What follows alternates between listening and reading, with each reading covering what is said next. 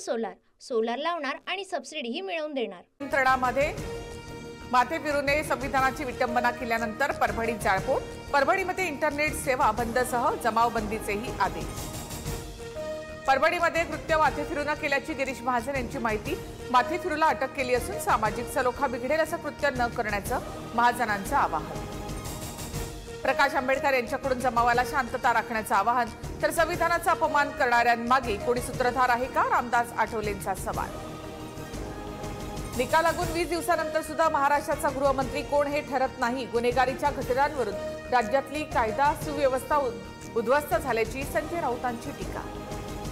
बीडमध्ये व्यापाऱ्यांसह सामान्य लोकही दहशतीत। वाल्मिक कराड नावाचा माणूस सर्व घडवून आणत असल्याचा दावा। शरद पवार गटाचे आमदार संदीप क्षीरसागर यांचा आरोप। मसाजोग हत्या आणि परळी व्यापारी अपहरणाचा तपास विशेष यंत्रणेमार्फत व्हावा। पंकजा मुंडेंची मागणी। दोन्ही घटनांसंदर्भात मुख्यमंत्र्यांशी चर्चा करणार। खातेवाटपाचा तिढा सोडवण्यासाठी मुख्यमंत्री फडणवीस दादा दिल्लीमध्ये दाखल। काल फडणवीस शिंदे अजित पवारांच्या बैठकीनंतर दिल्लीमध्ये शहांसोबत मंत्रिमंडळावर चर्चा। तर शिंदेंच्या दिल्लीवारीबाबत सस्पेन्स कायम। काही खात्यांवर महायुतीमधल्या समन्वय नसल्यामुळे मंत्रिमंडळ विस्तार रखडल्याची चर्चा। अद्याप भाजपची यादी फायनल नाही, तर येत्या 1-2 दिवसांमध्ये विस्तार होणार असल्याचा शिरसाटांचा दावा। भाजप महाराष्ट्रामध्ये पुन्हा मिशन लोटस राबवण्याची शक्यता। महाविकास आघाडीमधील काही खासदार भाजपच्या संपर्कात असल्याची सूत्रांची माहिती। तर भाजपमध्ये येणाऱ्यांचं स्वागत करणार बावनकुळे यांचं विधान।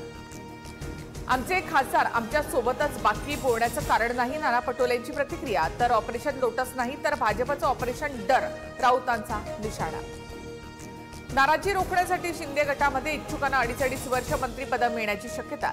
शिंदेंच्या शिवसेनेला 10 कॅबिनेट तर 3 राज्यमंत्रीपदं मिळणार, सूत्रांची माहिती। अब्दुल सत्तार, तानाजी सावंत, संजय राठोड, गुलाबराव पाटील, केसरकर यांच्या नावाला शिंदेंच्या काही नेत्यांकडून विरोध अशी माहिती। 2 टर्म मंत्री असलेल्यांना डावलून नवीन चेहऱ्यांना संधी देण्याची मागणी। विरोधी पक्षनेत्यासाठी अद्यापही कुठला अर्ज नाही, राहुल नार्वेकरांची माहिती। तर अधिवेशनापूर्वी बैठक घेऊन विरोधी पक्षनेत्याबाबत निर्णय होईल, राऊतांची प्रतिक्रिया।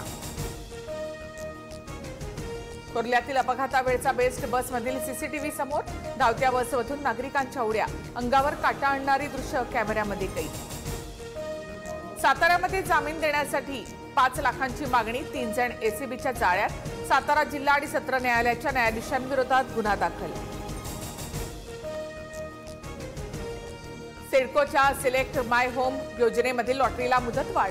26 डिसेंबर 2024 पर्यंत घरांसाठी अर्ज करता येणार। आतापर्यंत 1 लाख विक्रमी अर्ज।